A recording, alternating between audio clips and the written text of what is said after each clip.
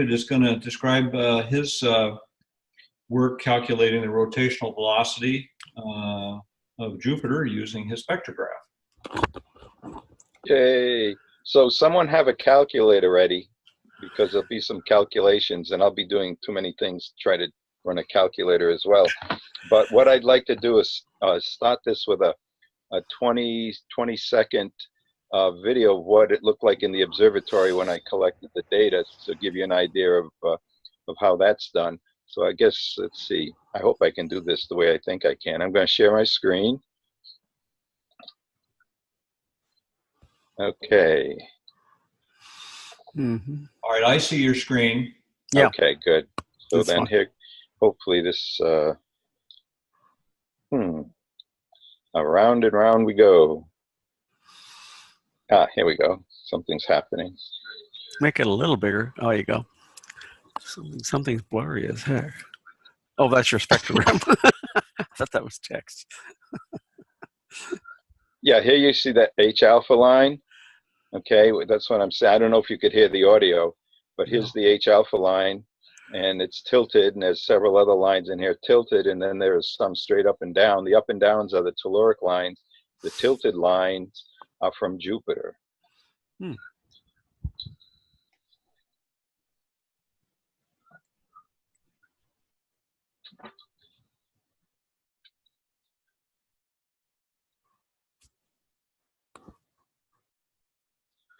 Okay, so now let's see if I don't. Ah, wonderful. All right, so that just gives you a little introduction. This image is of the slit. Well, this is what it looks like when I put a star in the slit. And here's Jupiter, but what I want to show you is this little dot here and this little dot here. There were a couple of the moons of Jupiter, so you'll notice that the equatorial region of Jupiter is not parallel to the slit. And so I had to make a little correction for that. And the reason I didn't do it mechanically is, you all know why, because every time you'd move something with the spectroscope, and I wasn't going to just change this just for Jupiter. So I just figured I'd just leave that alone. Okay, and that's I have two screens, so I'm looking at this simultaneously. All right, so now what do you do to, whoops, how do I get rid of this? So what you do to do this, first step is, got the wrong one here. Let's see, can I get rid of that? You open this up. I'm going to use Rspec, and so we're going to open this. And the first step is to get a calibration. So this is a 60-second calibration with my equipment, with the L-Hi-Res. And what you have to do now is find, let's see, how do I get, yeah, here we go. I'm trying to move the pictures here out of line. Put you down here, I guess, and let's open that up again. All right. So here are the two lines that I use for my calibration. And the first step is to determine, I keep putting everyone's face in the wrong way here. Let's see, I'm going to do this. There we go. Okay, so I'm going to locate these two in terms of the display, but I'm interested in the pixel locations.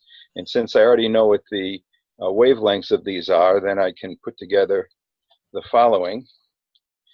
And what I'll do is calculate the dispersion. Can you all see that? Mm-hmm. Yes. Okay. All right. So the dispersion is, we've got two wavelengths associated with two pixel locations. So this will be pixel 1, and whoops, that's lambda over pixel 1. This is pixel 2.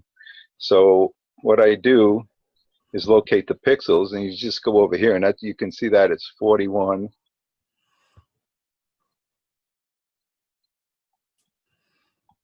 Okay.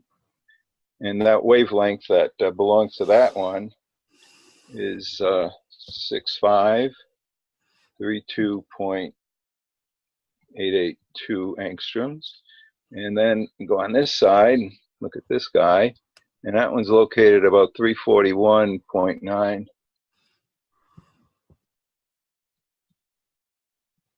pixels here, and that one has a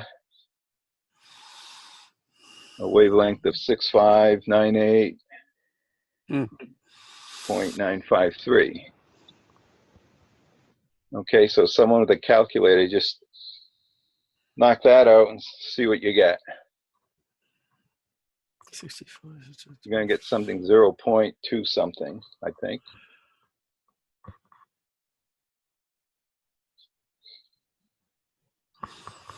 Is somebody calculating this now? Jerry looks like he's doing something. What I've discovered doing all this stuff is like no one pays attention to significant figures. Yes. Well, So 953. 2195. That's good enough. All right. So now what this does is give us a dispersion of 0.1953 angstroms per pixel. Okay. All right. That's step one. Step two, we go back to our data, and then we actually collect the. We're going to put in the spectrum that we saw earlier. So you can see the spectrum of Jupiter, and then I can bin this so that this is the total spectrum going and coming, and there's the H alpha line right here. And so what we're going to do now is we've got to determine the shift in wavelength, and this is fun with Rspec. You can set the binning zone, and again, going this way is blue, going that way is red. So we're going to look at the blue first, and I'll just pick that. And with Rspec, you can actually, whoops, are you still there? Yeah. Yeah. All right. Oh, there we go. I'm trying to get, I've got everyone's picture here. I'm trying to move it out of the way. There we go. Okay. So now with Rspec, I can go ahead and save this, and it actually turns it blue when you save it as a reference. Then I can drag this guy down here, the bin zone, down to the red end. Okay, let me get that up there a little bit more. Okay, and you obviously are seeing something already happen. Yeah. So I'll just zoom in on that. Okay, now you see the Doppler shift between the red and the blue, the top of the line here and the bottom of the line that's tipped. So now what we'll do is, how do you make, oh, I guess I'll try that. My screen's not very big here. Okay, let's go back to this. And what I'm going to do now is do a, oops.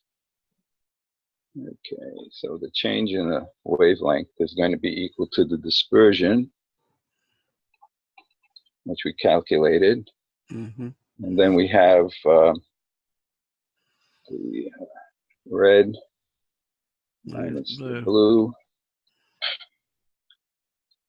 I practiced this, but it didn't do me any good. Okay, we got to divide all that by 4.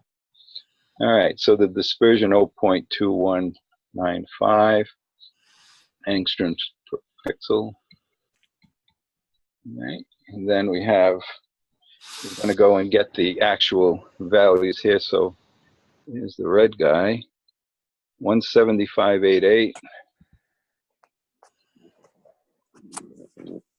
0.8 is close enough. And this is pixel minus, and the blue guy, 172.1, close enough.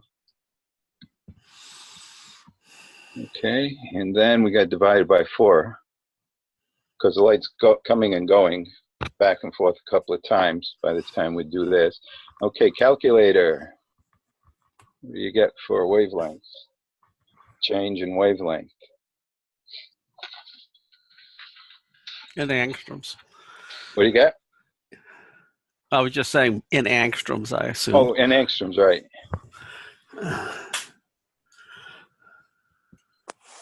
Is anybody doing the calculation?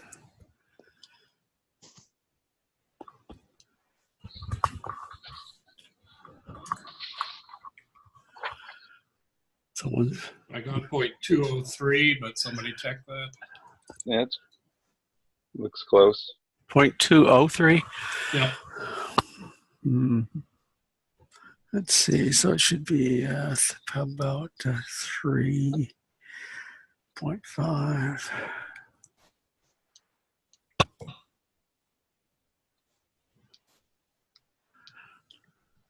3.5.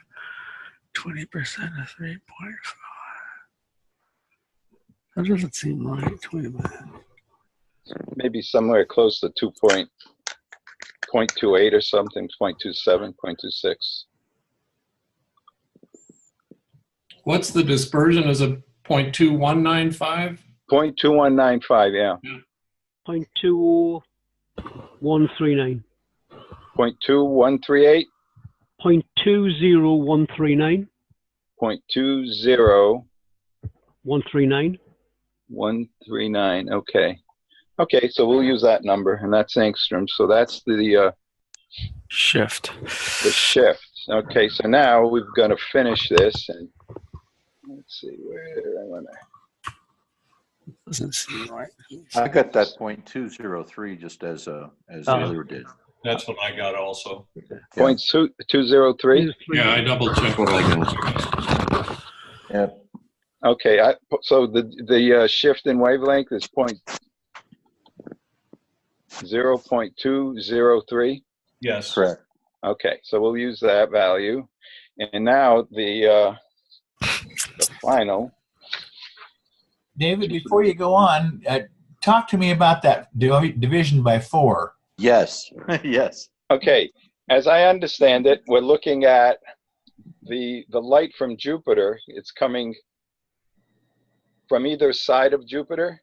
Yeah. We've got one limb, two limb, and so as this thing is turning, we're looking at the red limb. We're looking at the white, red limb and blue limb moving toward and away from us. And as I understand it, you use 4. I don't. I haven't thought through that, but Joe Deglin tried to show that to me in great detail, and I still shook my head and I went, I don't understand. I actually think it's 27, but so Jesus.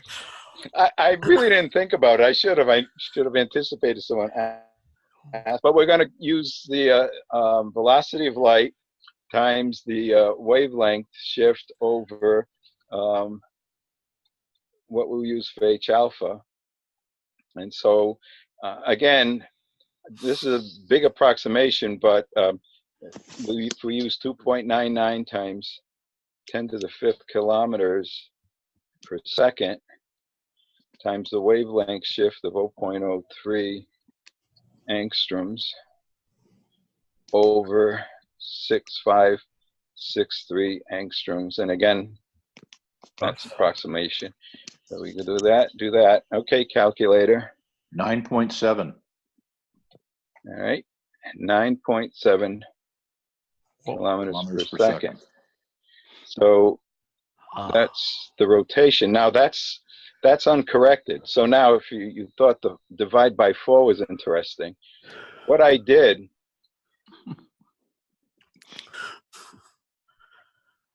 David, would you repeat what the 9.7 represents? yes, this is the Jupiter rotational velocity. At the surface? At the, well, wherever, yes, at the cloud tops. At the equator? Well, no, that's what I'm going to show you right now. Okay, good. When we do this, the correct way to do it is to line up Jupiter, Yeah. its rotation, with the slit. Exactly. I see. But in my image, Jupiter's not aligned with the slit. Oh, And this I is see. just the reference line here.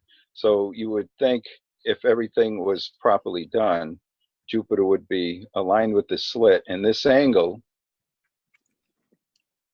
the way the angles are measured for these things would be 90 degrees. And the sine of that angle would be, the sine of 90 is 1. So then all of the rotational velocity you calculated is where it belongs. However, I'm off by, whoops, approximately 20 degrees that I measured off of my screen. Wow. So then the angle It's under 20. is 70. Because if this came down to 90, you know, subtract, they get the complement of that angle. Okay. So now what I did was I took the 9.7, and this is where I'm not happy with how I did this, making my correction. I started, I thought, well, I'll just use the sine of the angle, a sine of 70, multiply it. But then no, see, because what happens is this is a little shorter than it should be, or in other words, this value is less than it should be. So if I divide it by the sine, and this is what I don't like doing stuff this way. Okay, go ahead and calculator. Divided by the sine. Divided by 70. I got 0.010. Okay, and then what do you get when you do the division? You divide the sine of 70 into 9.7. I got 0.010. So it's about a tenth. Right. Did you do the division? Yeah. I don't get 9.7 either. Can we check that? I get 9.2. Well, again, for illustrative purposes, it's not going to make any difference because Okay. we're not going to. Gonna publish it. Yeah, this is just show and tell, right? 10.3. 10. What is it? 10.32. 10.32. Okay, so we got 10.32 kilometers per second. The value, the accepted value is 12.6. So Yeah. even without being very careful and being sloppy, you can still get something that's reasonable. So you imagine if you're paying attention to every little bit of the process, you can really get some good stuff. So what I didn't like about the sign of the sign being divided in here becomes undefined when it's 90. When it becomes let's see, at 0 it becomes undefined. Oh, that's In other right. words, I'll end up with a sign of 0 here, and then I would get an undefined value. But it should be 0 in terms of when everything is properly lined up with the equator, or not aligned up when it's 90-degree. David, you This said way, that the sine of 90 is undefined, but the sine of 90 is 1. One. No. The sign of 0, I meant. Oh, Yeah. The sine of 0 is what? 0. Okay. All right. So then you get a value here that's undefined. So if And you in other divide by words- 0, it's infinite. Well, no, you don't have an infinite velocity because you can't measure True. any velocity because Jupiter is the rotational axis is this way, but the equator is that way. So you should, as you start to approach it, you should get bigger and bigger. But then, I don't like it. Anyhow, it works. that was Joe Daglin's contribution. Anyhow, but it's a neat technique, and what is really amazing is you can see everything happening very quickly in real time if you want to. I use the Rspec at the telescope so I can just check things, but this is just it was amazing when I saw this the night that I did it, because I mean everything is right in front of you. So that's it, guys. so David, thank you. Interesting. The value 4 that you used was important to get a reasonable solution. Right. I'm going to think about that. And I really didn't have a chance to. I should have, but I haven't been in a classroom in a long time, and I'm getting sloppy. I'll My see if old I way. can.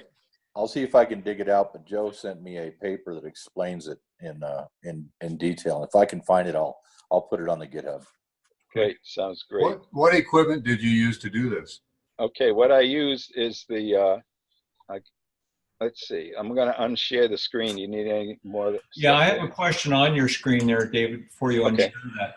You drew two bands or regions of interest with the bars there in Rspec, and so Right. you chose one at the blue end and one at the red end. I would imagine that you'll have to do some experimenting with that to get enough signal there, but not too close to the center, because then you're moving towards the red end.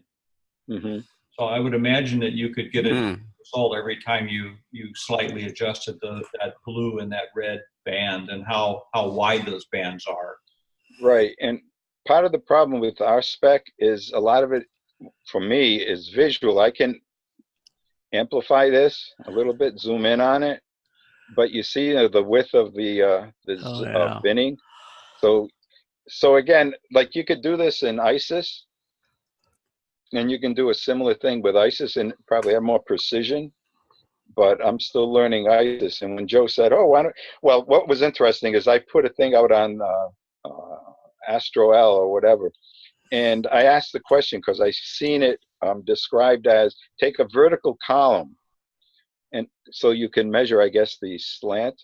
And I didn't understand what vertical column meant in ISIS, and apparently no one else did either, because I got responses that that had nothing to do with the vertical column. And then Joe saw this and he said, hey, you can do it in Rspec. And when I saw that, I have Rspec, so it's very, very quick and easy. So if you want to do high precision stuff, you probably could use this as well, but a lot of this is visual. And If you calculated the slant of that using ISIS, then that slant angle effectively is your multiplier. Yeah, and there are other ways. Even with Rspec, you didn't have to use pixels. You could actually use values, and Rspec will actually calculate for you the dispersion. So I wanted to show you the long way around, but just so you understand the technique, and it's doable. But once you understand the technique, except what the divide by 4 is, it works just fine. And multiply by infinity. Okay. And multiply by, yeah. So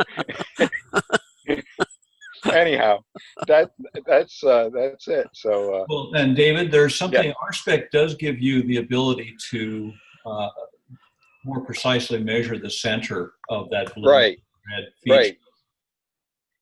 So you could improve your results a little bit by getting a valid correction or center point of those. You can use this feature, and this will nail down for you nicely. It'll do a full width half max, and also give you the here it is right down here. Here's the pixel value. So that's that I was struggling to get to, but it'll do that. It'll calculate that. So you can play with this as well, and Rspec will give you the pixel values. Or you could calibrate the whole thing. You could go ahead and do a calibration, and you have to come back and get the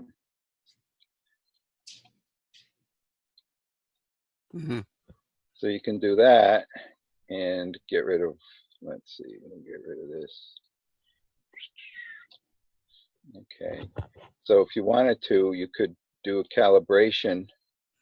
You know what these values are. You can go calibrate, and this is pretty cool. And then that one was 40.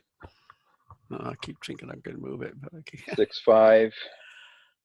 That's the first one. 6.532.882. Yeah. And then you can go and get this guy.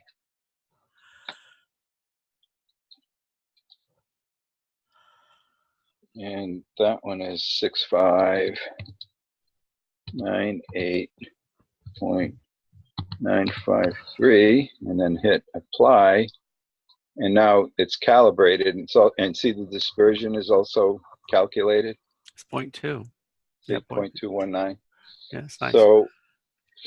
So there are lots of ways to do this, and I was just blown away when I did, because Jupiter just popped up before I shut down. It was 1:30 in the morning, and I was pretty tired, and I couldn't resist. I said, I got to do this, and I did it. So it was fun. So let me ask you a question about Jupiter. I mean, if you had it straight on, if you'll forgive the term, you could measure the essentially zero movement at the pole if you could see it, and then you get the maximum rotation rate at the equator, I assume. But points in between, because it's a gas giant. I mean, I don't know that those are. I don't know how those dynamics. Are they strictly a function of distance from the equator, or what's the deal? Well, there probably is some differential rotation, and then you've got the cloud swirling, and you've got all. I mean, it's very complicated. What's going on with Jupiter? So I'm thinking you sort of take an average of what what the rotation is going to be, and if you're really going to do some precise work, you'd probably want to be very precise in your technique, and then pick up somewhere along the Jupiter's disk exactly where you're going to make the measurement. Because I know if you even did it the old-fashioned way and just looked at a feature on Jupiter, say the Great Red Spot, yeah, and timed how long it took to go from one side to the other in terms of the diameter of Jupiter, you're going to get various values. So the bottom line is, I mean, from my perspective, when you do anything in science, there's slop, right? There are error bars. And so you try to bring those error bars down as close as you can to what you think it should be. But so I'm not too concerned. But the technique is interesting because it probably applies the same to when you do rotational velocities of disks around stars. And again, you could see that there's plenty of room for error.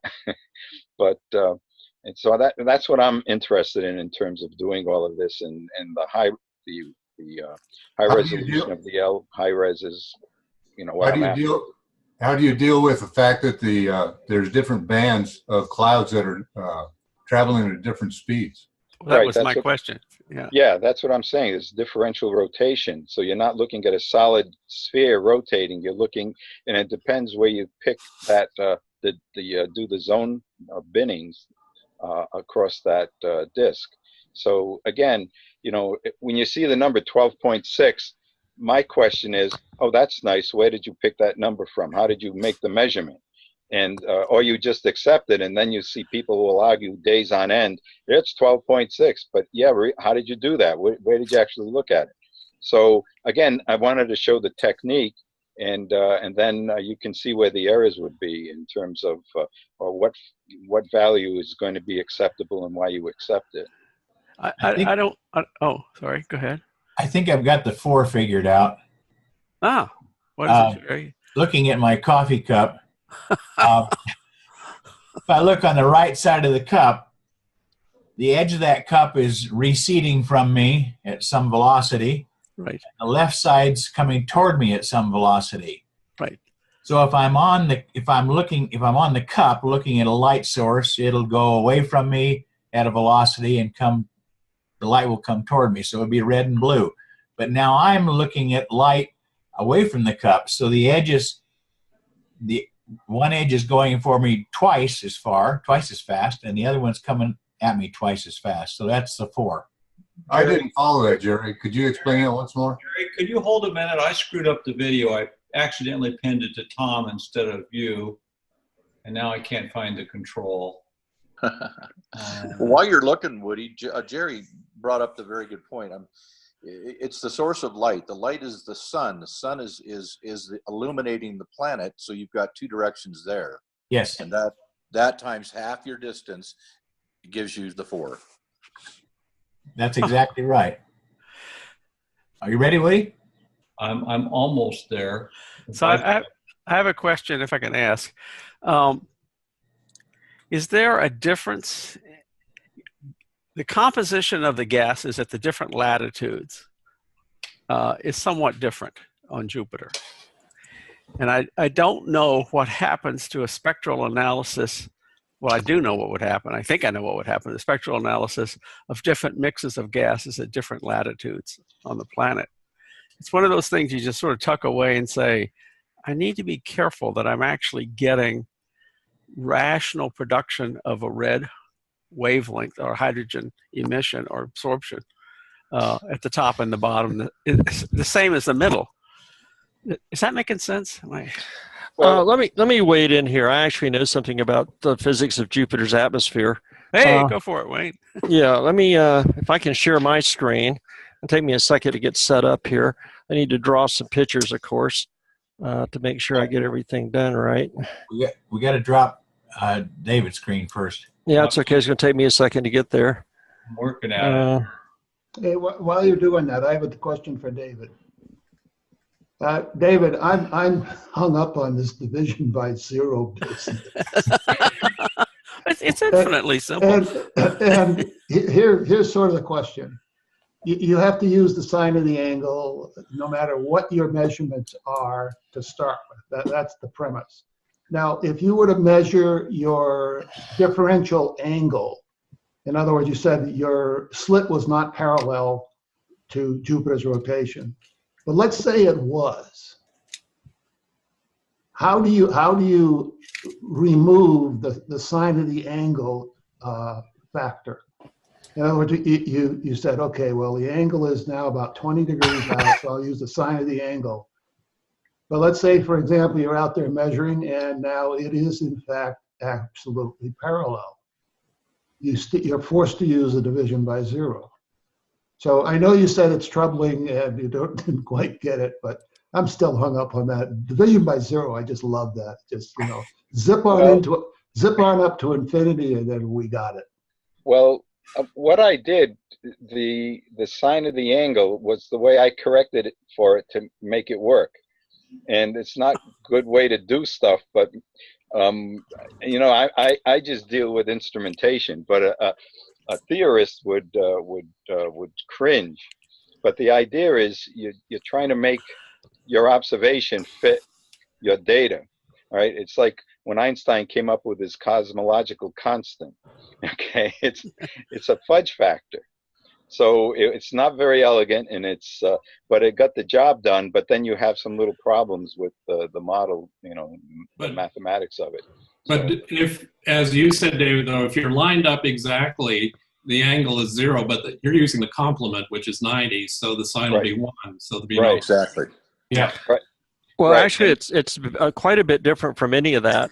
What you've got is, if you quit thinking about it in terms of sines and cosines, and you think about it in terms of the cross product, or the more specifically the dot product of two vectors, then you'll never get into that whole divide by zero problem. Right. It'll either be 1 or it'll be 0, but you're not really doing a division there. So to set the problem up, just use a vector, and that'll work out. A lot of times when you see astronomers use V sine I, they're just taking a quick and dirty with it, and it works in the places where it works, and it blows up in the places where it blows up. But what I was going to tell you, okay, so let me know when you want to know about Jupiter's atmosphere. Tell me about it. All right.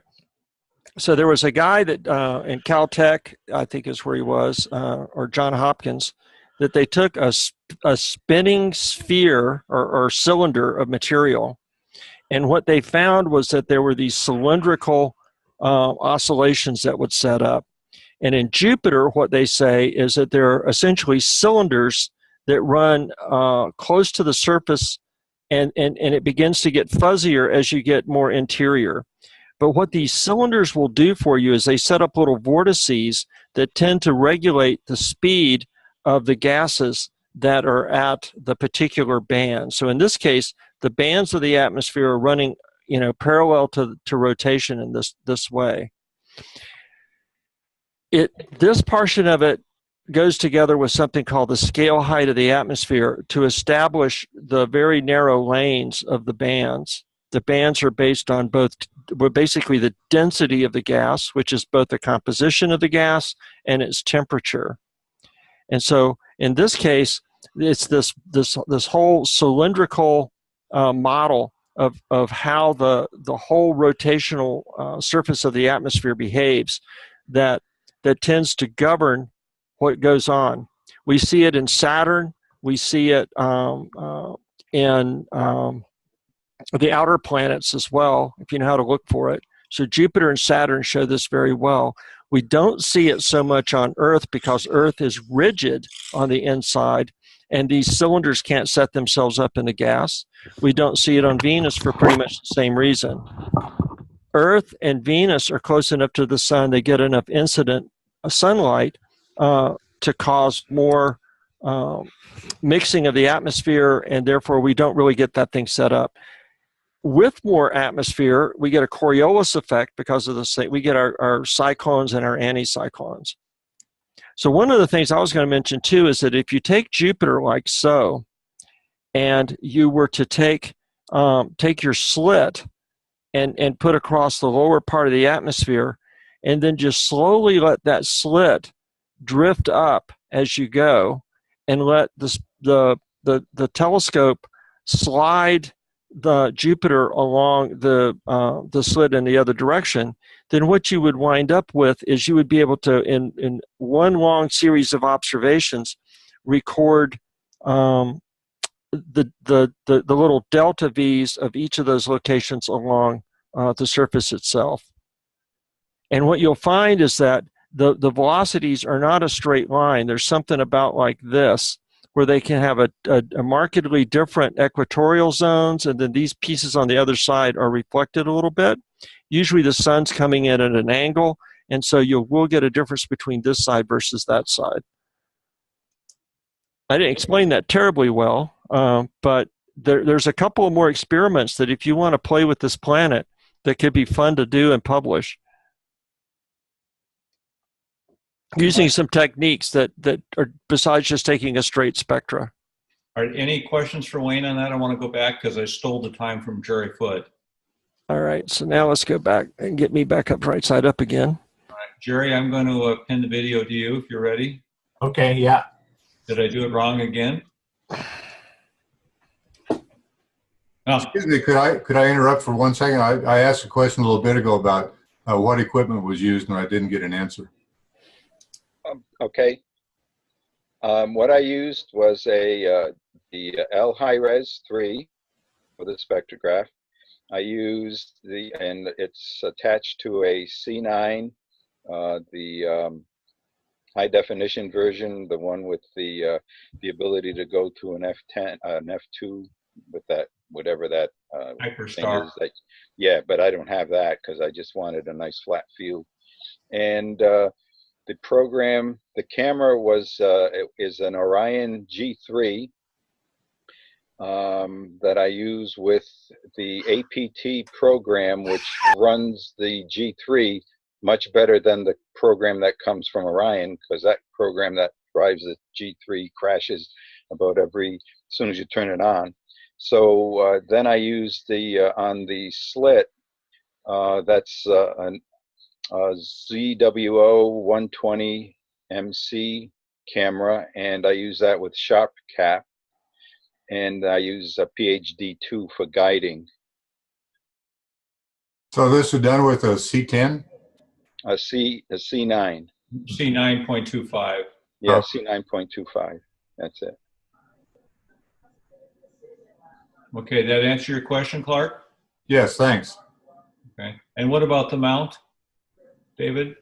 The mount is Celestron CTXL, the big one.